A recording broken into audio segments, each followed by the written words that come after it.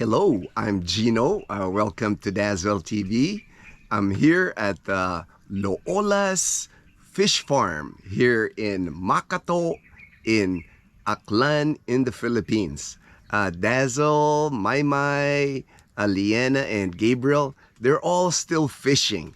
So I figure while I'm sitting here waiting on them to get done fishing, I was going to do this video. This morning, I got a text from my good friend Robbie. He sent me this text with this picture at 5:29 a.m. this morning, and it said here, "Sun starting to rise, brother. About 20 minutes ago, I'm sitting on my balcony having a coffee." So I was like, "Whoa, man! He's up early because." Robbie, I don't think he ever got up that early when he was in the United States. Robbie and I met through our channel. He started watching our channel, I think about April of last year, and he sent me an email, and he had asked me questions about the Philippines. He said he has been watching a lot of videos about the Philippines, and we just kind of hit it off because I could tell Robbie's a cool dude. You know, he's a good guy.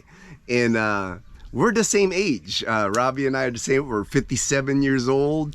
And he's now retired. He stopped working December of last year.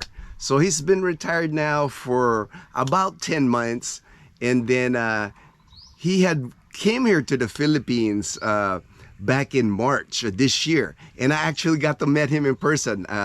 Dazzle and I met him. He actually went to Boracay, and then he came over to Calibo, and we took him to our house.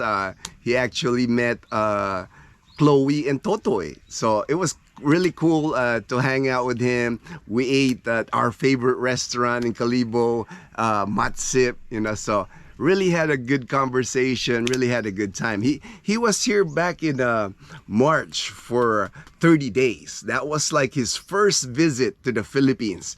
Just kind of get him going, it's like he went to Boracay. He stayed in Boracay for most of that time, and then until he flew out from Calibo.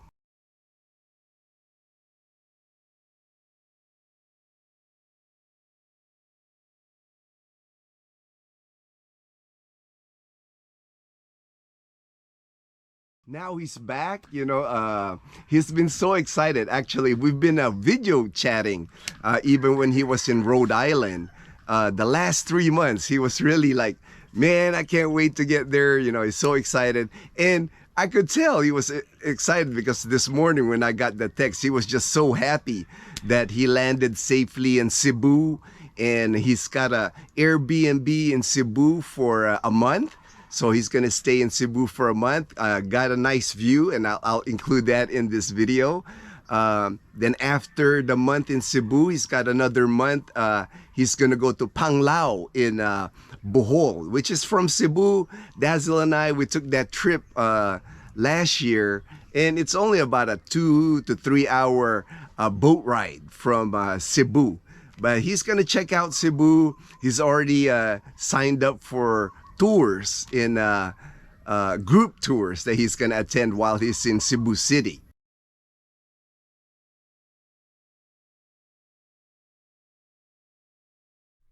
Then he said he's open for January. I think he's considering going to Dumaguete because from Cebu City, Dumaguete is an easy shot. Again, just a boat ride. Not quite sure how long, but not too long. It's nearby. It's like so he can hit Dumaguete. Because there's a lot of expats in Dumaguete, and he wanted to check that out. So I told him, man, you got a good plan. And then I think February and March he's gonna be in Boracay. So for sure we're gonna see him in Boracay because his sister actually is gonna come from the United States, and she's never been to the Philippines, so she's gonna spend some time with him also in Boracay Island. So this morning we video chatted. It's like he just, his smile, you can just tell he's so excited to be here, so happy. He said he's been kind of like the last 3 months in the U.S. Just been itching to come to the Philippines. And I know Robbie. I've gotten to know him over this time. We've video chatted before, had good conversations, and he's coming in here. He's in a good place in his life. He's not. He wants to meet a Filipina.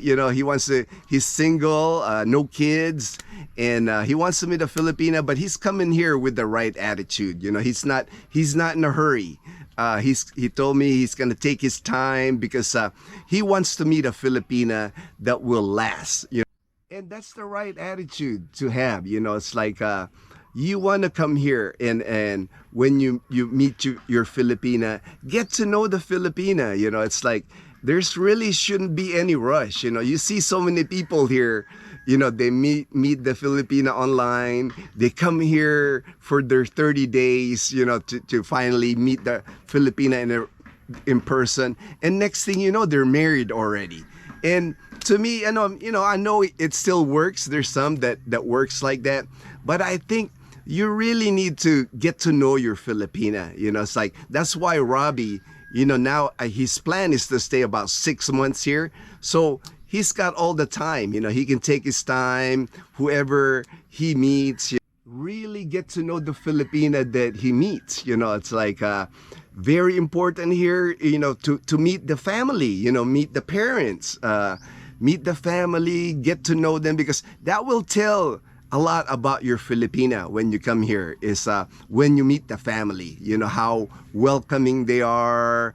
And you're, just by being around the family, like that's what I did when I met Dazzle. It's like I started going to her parents' house, and I hanged out with the Dazzle's dad, and just you get a feel, of how Dazzle, how she was raised, and I think that's important. It's like don't rush into like, you meet the Filipina and you're so eager to get married. It's like that shouldn't be like a rush. It's like getting married. That's a serious commitment, and you want somebody that's gonna last, that's gonna be with you for forever, really. It's like that's why always take your time. So Robbie, he's here for his what I call recon. He's gonna check for sure. He's gonna check Cebu now, and then Bohol, then Dumaguete, and then Boracay. So it's good that he picked like a city.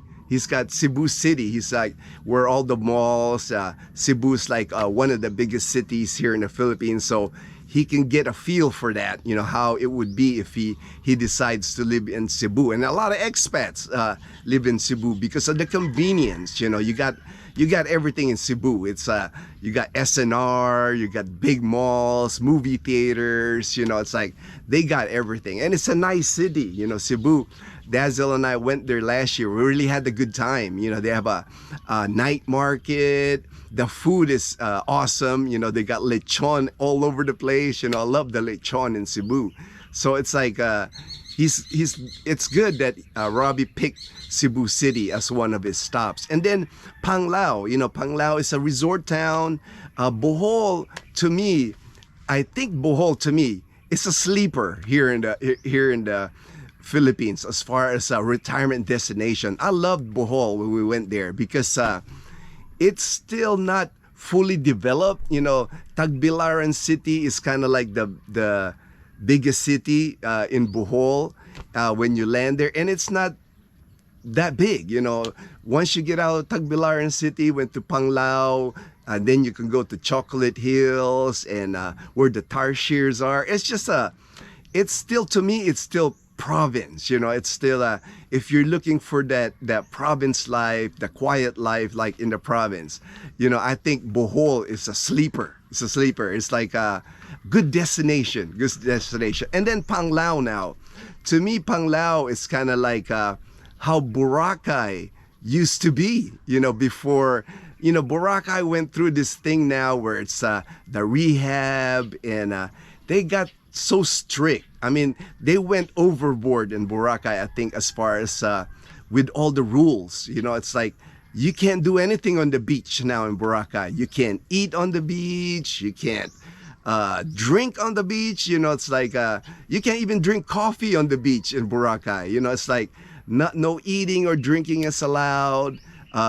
Kids aren't allowed to make sand castles. You know, I've just never heard that anywhere where you're not allowed for kids to not make little sand castles. You know, that's what kids do, and they you know, it's become like that in Boracay, and in Bohol, all that is still allowed. You know, it's like even like the dining, you know, dining on the beach. You know, that used to be one thing that people enjoy in Boracay. It's like where you can eat your dinner, watch the sunset, you know, hear the waves, and you got your feet in the sand. You know, it's like while you're eating, because like they allow you to eat on the beach. But now all that is gone, and they're so strict. You know, it's like I've had times when I go to Boracay where I'm walking on the beach, and you know, I'm just holding. I drank my coffee and I couldn't find a garbage can, so I was just holding the cup. And so I was walking, and some guy stopped me and said, "You can't drink on the beach." And I showed him my cup is empty. I just couldn't find anywhere to throw it, so I was carrying it until I found a trash bin. So it's just like that. It's kind of like, to me, it's become too intrusive. You know, it's not.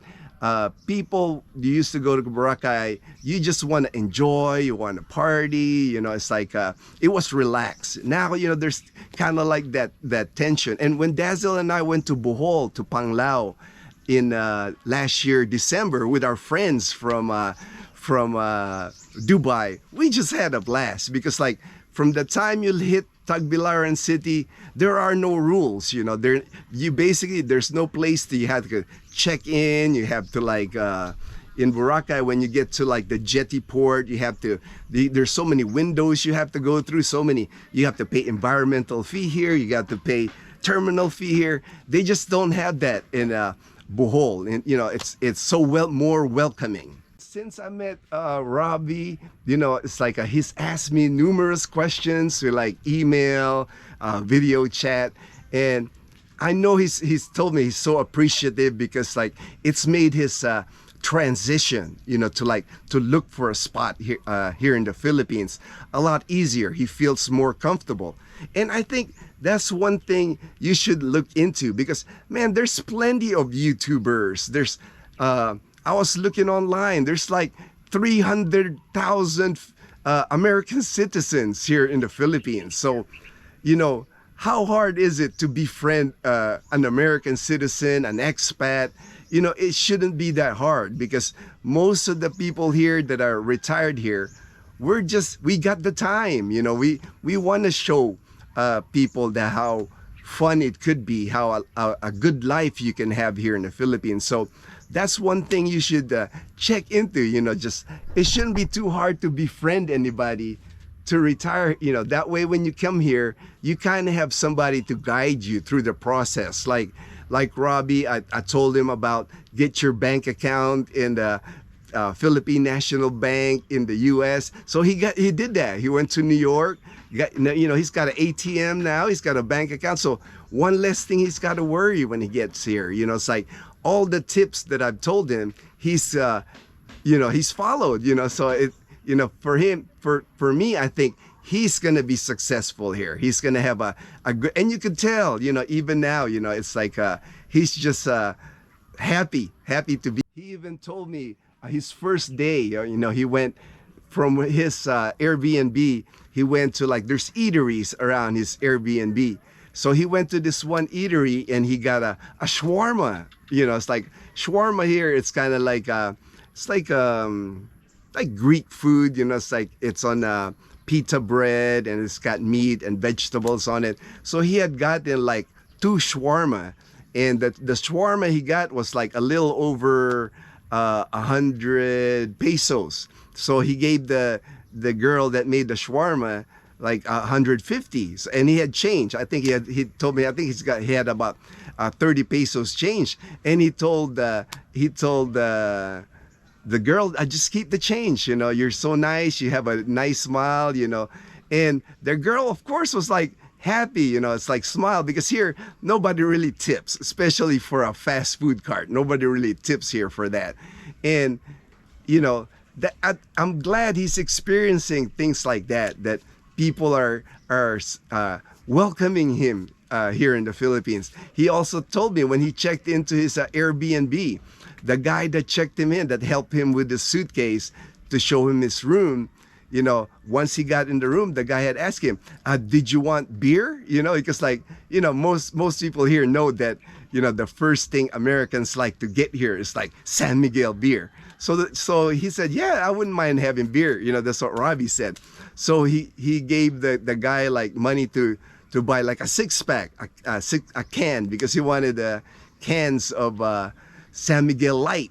So the guy went out and got the San Miguel Light for him and took it to his room. And to me, you know, that's just, I'm glad that he's getting that kind of a vibe from the Filipinos here, because we Filipinos, we got that hospitality down. You know, we're welcoming. You know, we enjoy showing off that the Philippines is a good place and it's a good retirement place. He was already telling me like he's just soaking everything in. Like he loves just walking around Cebu City and just people watching. And I told him, yeah, hit the mall, you know, sit around the mall there, and then, you know, just I could tell he's having a good time. Knowing Robbie well now, it's like I told him, man, you're not gonna have a problem meeting a Filipina here, because he's a good dude. You know? I told Robbie, it's like the minute people find out here that you're single, you don't have any kids, you're retired,